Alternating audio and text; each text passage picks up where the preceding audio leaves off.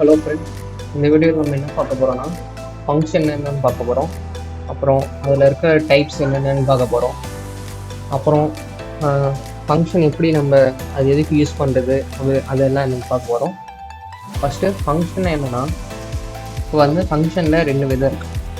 அதாவது என்னென்ன ஃபங்க்ஷன் இருக்குன்னா, building function, user define function.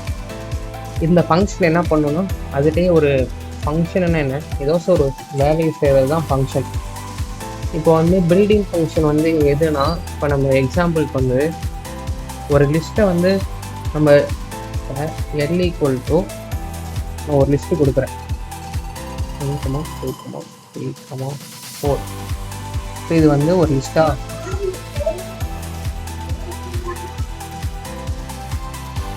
இப்போ வந்து இப்போ Lன்றது ஒரு லிஸ்ட்டு.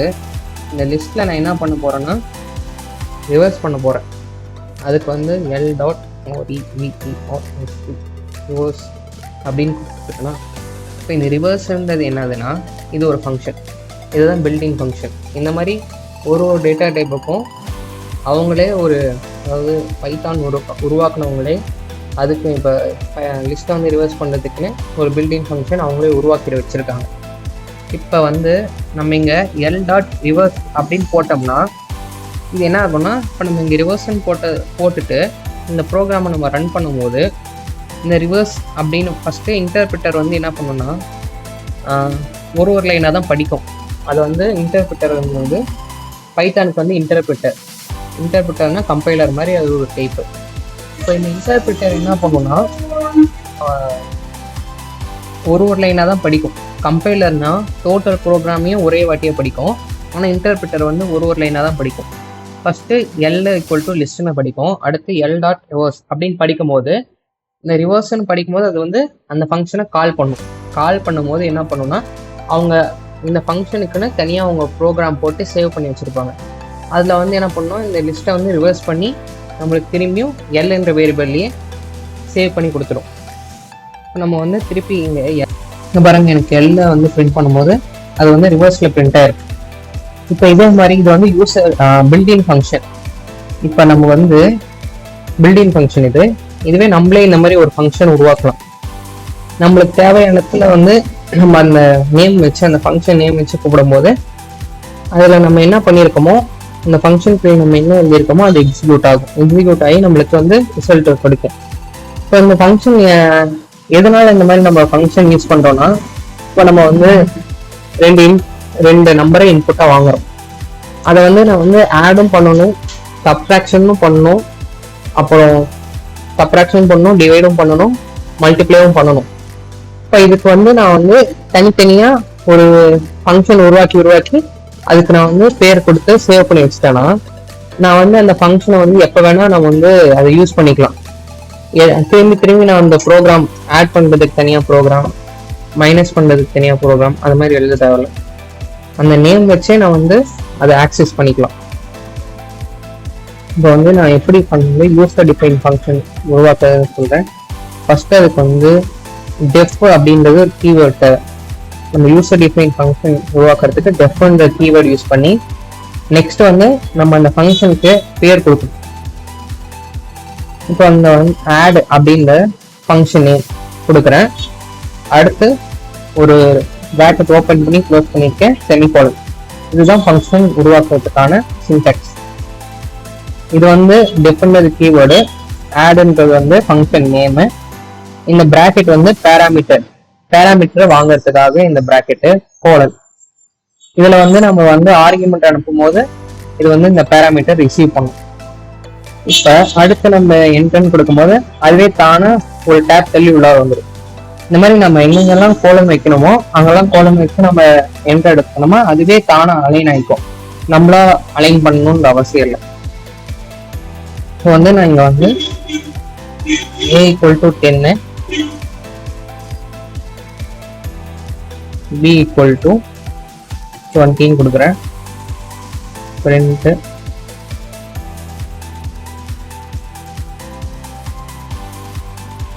A + B கொடுக்குறேன். இப்போ வந்து நான் வந்து என்ன பண்ண போறேன்னா, இப்போதைக்கு இந்த இதை வந்து நான் ஆஃப் பண்ணிக்கிறேன். ஃபஸ்ட்டு ப்ரோக்ராமை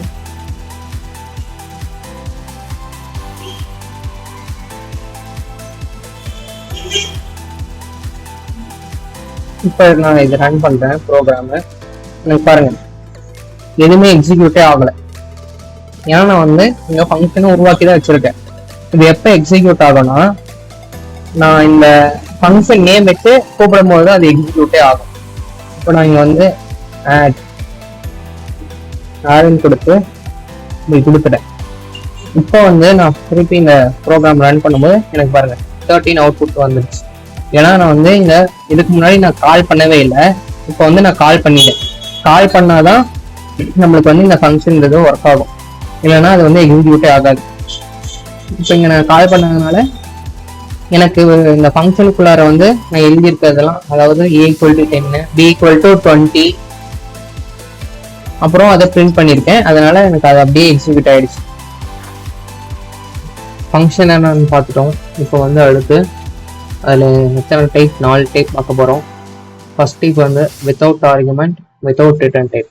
அதாவது இதுதான் ஆர்குமெண்ட்டும் எதை நம்மள ரிட்டர்னும், ஃபங்க்ஷனும் நம்மளுக்கு எதுவும் ரிட்டர்னும் பண்ணலன்னா அது without argument, without return type. இப்போ வந்து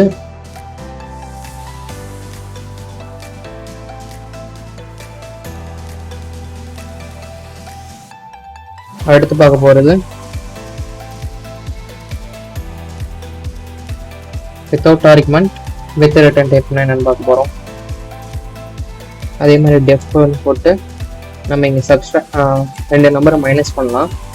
அதுக்காக நான் வந்து சப்ராக்ட் அப்படின்றதுக்காக சப்னு எடுத்திருக்கேன். இதுக்குள்ளார வந்து நான் எந்த ஆர்குமெண்ட்டும் அனுப்ப போகிறதில்ல, அதனால எம்டி பேராமீட்டர். இப்போ இங்கே வந்து ஏக்கு வந்து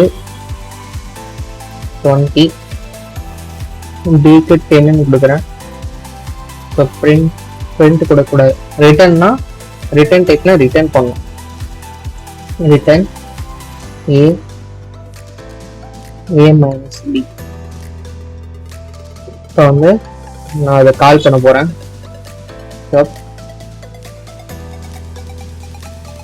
கால் பண்ணிட்டேன்.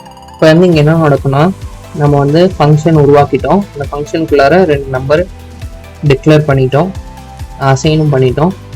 அதுக்கு வந்து ரிட்டர்ன் பண்ணோம். எதை ரிட்டர்ன் பண்ணோம்னா A - B. ஏவை வந்து ஏவையும் பிவியும் மைனஸ் பண்ணி ரிட்டர்ன் பண்ணுறோம். இப்போ இந்த ரிட்டர்ன் ஃபங்க்ஷன் என்ன பண்ணோம்னா இங்கே நம்ம எங்கே வந்து இந்த ஃபங்க்ஷனை கால் பண்ணுறோமோ அங்கேயே இந்த A - B ரிட்டர்ன் பண்ணோம். இப்போ வந்து நம்ம இந்த ப்ரோக்ராம் ரன் பண்ணால் நம்மளுக்கு 13 வந்துடும். இந்த 30 வந்து A + B ஆட் பண்ணப்போ வந்த வேல்யூ இங்கே பாருங்க. ஆனால் நம்ம 2 நம்பரை 20 10 மைனஸ் பண்ணால் 10 வரணும், அது வரவே இல்லை. ஏன்னா இப்போ வந்து இந்த இடத்துக்கு ரிட்டர்ன் ஆயிடுச்சு, ஆனால் அது வந்து நம்ம எதுவுமே பண்ணல. பிரிண்ட் பண்ணாதான் நம்மளுக்கு ஸ்க்ரீன்ல பிரிண்ட் ஆகும். இப்போ பிரிண்ட் பண்ணிட்டு இப்போ ரன் பண்ணா பாருங்க எனக்கு 30 10 வந்துடுச்சா. இப்போ வந்து இங்கே என்ன ஆயிருக்குன்னா நான் ஆர்குமெண்ட் எதுவும் அனுப்பாம ஆனால் எனக்கு ஃபங்க்ஷன் ரிட்டர்ன் பண்ணிருக்கு. அதான் without argument with return type. இப்போ அடுத்து வந்து without argument with argument without return type பார்ப்போம். இப்போ ஆர்குமெண்ட் அனுப்புவோம். இதே மாதிரி டெஃப் 2 நம்பரை மல்டிப்ளை பண்ண போகிறோம். அதனால நான் ஃபங்க்ஷன் பேர் வந்து மல் அப்படின்னு வச்சுருக்கேன். இப்போ இதுக்கு வந்து ஆர்குமெண்ட் அனுப்ப போகிறோம், அதனால பேராமீட்டரில் A, B அப்படின்னு கொடுத்துருக்கோம். இப்போ பேராமீட்டர் எங்கே இருக்குன்னா நம்ம வந்து ஃபங்க்ஷன் எங்கே உருவாக்குறோமோ அங்கே இருக்கும் பேராமீட்டர். ஆர்குமெண்ட் எங்கே இருக்கணும்னா நம்ம எங்கே கால் பண்ணுறோமோ அந்த இடத்துல இருக்கணும் ஆர்குமெண்ட்.